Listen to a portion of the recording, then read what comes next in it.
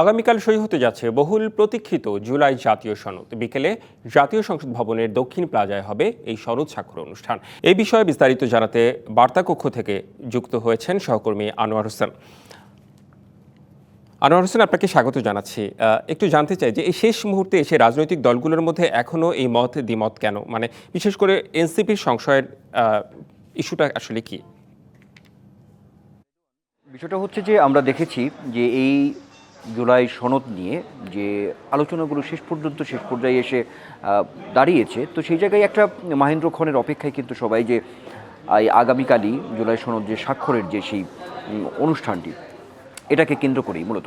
কিন্তু আমরা যে বিষয়গুলো আসলে দেখেছি যে যদি আপনাকে শেষের দিকের যে আলোচনাগুলো হয়েছে, যদি বলি যে জুলাই সনদ যখন মোটামুটি একটা অনুলিপি বা চূড়ান্ত একটি খসড়া আকারে আসলো, কিন্তু তারপরে যে প্রশ্নটির সামনে আসলো যে জুলাই সনদটা আসলে বাস্তবায়ন কীভাবে হবে, কোন পদ্ধতিতে হবে, তো সেই জায়গা থেকে আমরা দেখেছি যে জাতীয় ঐকমত্য কমিশন রাজনৈতিক দলগুলোর সঙ্গে ধারাবাহিকভাবে আমরা 5 দিন বৈঠক করেছেন।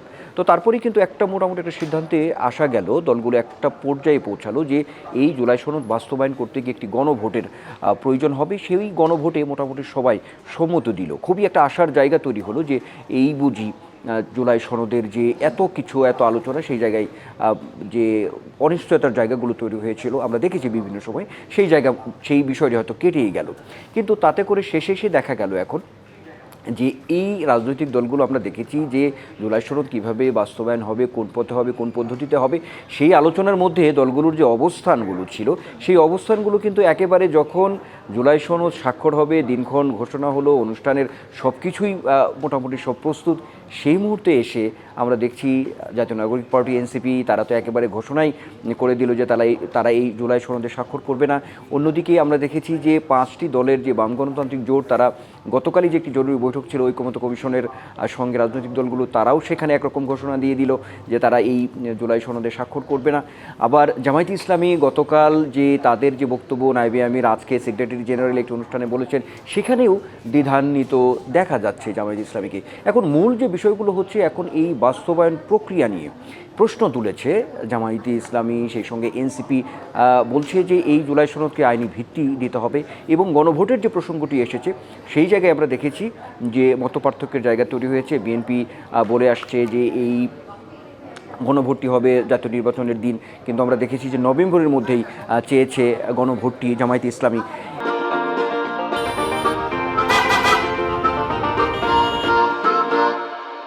একই সঙ্গে এনসিপি এখন বলছে যে এই যে জুলাই সনদের যে পূর্ণাঙ্গ অনুলিপিটি রাজনৈতিক দলগুলোর কাছে দেয়া হয়েছে, সেখানে শুধু কিছু অঙ্গীকারনামা এবং কিছু পটভূমি এখানে আছে জুলাই সনদে, কিন্তু এই জুলাই সনদ কীভাবে আইনি ভিত্তি দেওয়া হবে, কিভাবে বাস্তবায়ন করা হবে, সেই কোনো দিক নির্দেশনা এই জুলাই সনদে নেই। এটাকেই তারা বড় কারণ হিসেবে দেখছেন যে এই বিষয়গুলো সামনে না আসা পর্যন্ত, অর্থাৎ তারা বলার চেষ্টা করছেন যে এটি একটি ধোঁয়াশা রয়ে গেছে, জনগণের কাছে এটি অনেকটাই অস্পষ্ট অনেকগুলো বিষয়। তো সেই বিষয়গুলোকে সামনে নিয়ে কিন্তু জাতীয় নাগরিক পার্টি এনসিপি সংবাদ সম্মেলন করে তারা ঘোষণা দিয়েছে তারা আগামীকালের যে জুলাই সনদ স্বাক্ষরের যে অনুষ্ঠান, সেই অনুষ্ঠানে তারা যোগ দেবে না, এমনকি তারা সেই জুলাই সনদে স্বাক্ষর করবে না, এমন কিছু বিষয় দিককে সামনে এনেই কিন্তু এই জায়গাটি তৈরি হয়েছে। এখন জামায়াতে ইসলামী বলছে তারা অনুষ্ঠানে যাবে, দাওয়াত পেয়েছে, সব রাজনৈতিক দলকেই আসলে জাতীয় ঐকমত্য কমিশন যে আমন্ত্রণপত্র সেটি আগেই দিয়েছে। এমনকি জুলাই সনদে প্রত্যেকটি রাজনৈতিক দলের 2জন করে প্রতিনিধিদের স্বাক্ষর করবেন, সেই কারা স্বাক্ষর করবেন সেই দলের পক্ষ থেকে নেতাদের নামও কিন্তু এরই মধ্যে হয় জাতীয় ঐকমত্য কমিশন। আনোয়ার হোসেন, একটি বিষয় জানতে চাই আপনার কাছে, যদি রাজনৈতিক দলগুলো, সব রাজনৈতিক দল সই না করে, তাহলে জুলাই সনদ ভেস্তে যাওয়ার সম্ভাবনা তো থেকেই যায়। আবার আরেকটি বিষয় যে সরকার এই সময় এসে আসলে কি করবে যদি রাজনৈতিক দলগুলো ঐকমত্যে না পৌঁছাতে পারে? সেই জায়গা থেকেই কথাটি আসছে, বা আমার প্রতিবেদনে আপনি দেখছিলেন যে বিশ্লেষক যারা আছেন রাজনীতি নিয়ে বিশ্লেষণ করেন, তারাও বলার চেষ্টা করছেন রাজনৈতিক একটি সংকটের আশঙ্কা তো তৈরি হচ্ছেই, কারণ দীর্ঘদিন ধরে এই যে এত আলোচনা সংস্কার ইস্যু নিয়ে জুলাই সনদে একটি জায়গায় এসে সেখানে যদি এই স্বাক্ষর নিয়ে যদি এখন এই দলগুলোর মধ্যে যদি এই দ্বিধা থাকে, কেউ কেউ বলে স্বাক্ষর করবে না, তো একটা সংকটের জায়গা তো তৈরি হবে। এখন সরকারের পক্ষ থেকেই বারবারই অন্যান্য বিভিন্ন মহল থেকে, যারা বিশ্লেষক থেকে শুরু করে অনেকেই বলছেন যে সরকারকেই আসলে, আমরা দেখেছি রাজনৈতিক দলের বিভিন্ন প্রতিনিধিরাও কিন্তু সবশেষ যে জরুরি বৈঠক হলো সেখানেও তারা বলার চেষ্টা করেছেন, বিভিন্ন নেতা বলেছেন যে সরকারকেই আসলে একটি সিদ্ধান্তের জায়গায় কিন্তু আসলে যেতে হবে। আলোচনা অনেক হয়েছে, একটি সনদ সামনে প্রস্তুত হয়েছে, চূড়ান্ত একটি কপি অনুলিপি সব রাজনৈতিক দল পেয়েছে, একটা জায়গায় আসা গেছে। এখন সরকারকে আসলে এই সিদ্ধান্তের জায়গাটি নিতে হবে।